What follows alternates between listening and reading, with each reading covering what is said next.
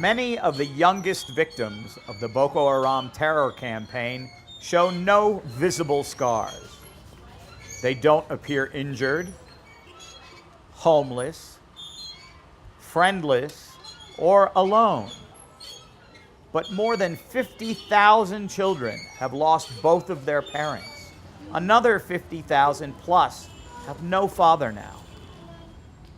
Orphanages like this one in Maiduguri, Borno State, do their best to rescue these kids' childhood. We have about, 42,000 or 52,000 orphans, I think in the camps alone, in the IDP camps alone.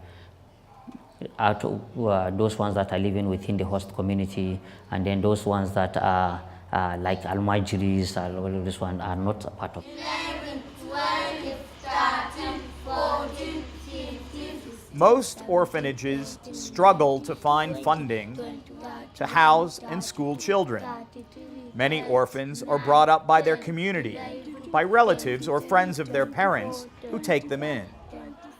The Islamic Prowess School is a special institution that takes kids in this situation and tries to equip them for success in the future. It's a very nice environment, and it's a very good learning environment. We have good teachers and there are good accommodations.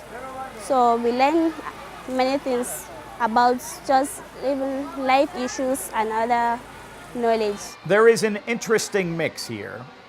Some students lost their parents to Boko Haram attacks. Others come from Boko Haram families where the parents have been killed by the Nigerian military. Some have lost their fathers. Others are children of the founder, the school administrator, and the teachers. There are both Muslims and Christians. The idea is to teach kids about peace and integration through their own diversity. We are able to have a sort of a peace building. We are able to have a sort of conflict sort of resolution here, because it is a school where you have combination of all the children. Those ones that were affected by the insurgency, those ones that the insurgency affected them, in the securities, the civilian JTFs, the police, the ordinary civilian in the community, and all this one. So with that, and they live together in the class, no fighting, no trouble here and there. With that, when they grow up, I think we are going to have a sort of, we are building a sort of a peace in future. Children here learn the lessons you would expect at any primary or secondary school, but they also receive ethical and religious training. Fatuma has taken her lessons more seriously than most, and already has her future profession worked out.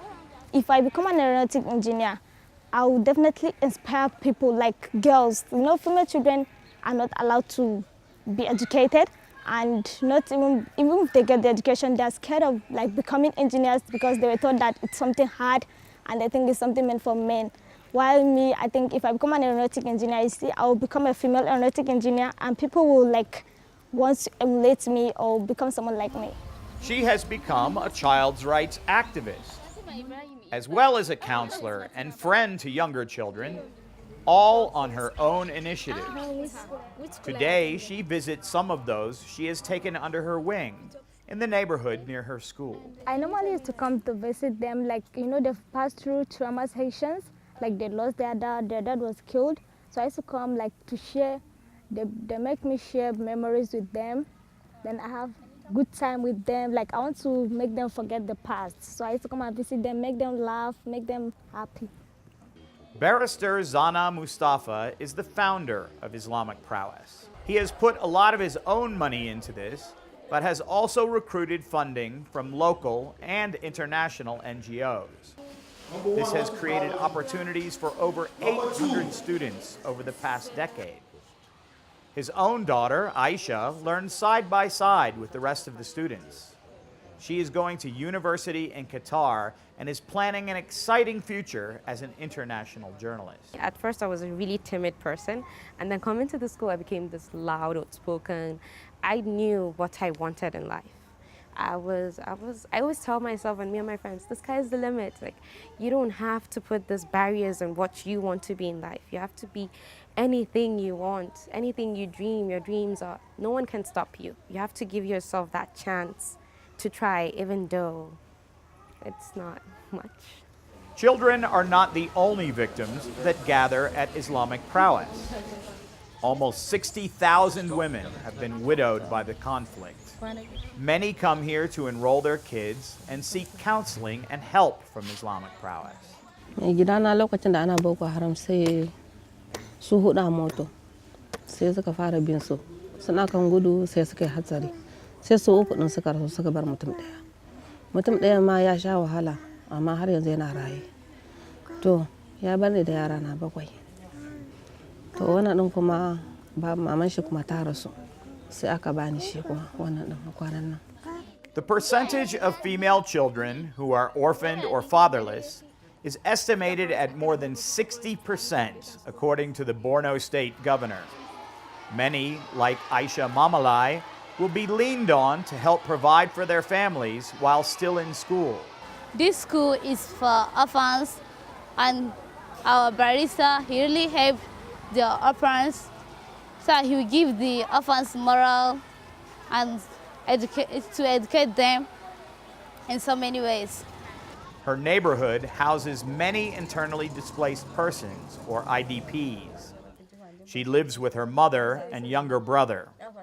Without a male to head the household, many women struggle to cope. Aisha's mother has done her best, working as a vendor and taking other odd jobs. It was my mother that she took care of us since when our father died. She's the one that's providing food, everything for us.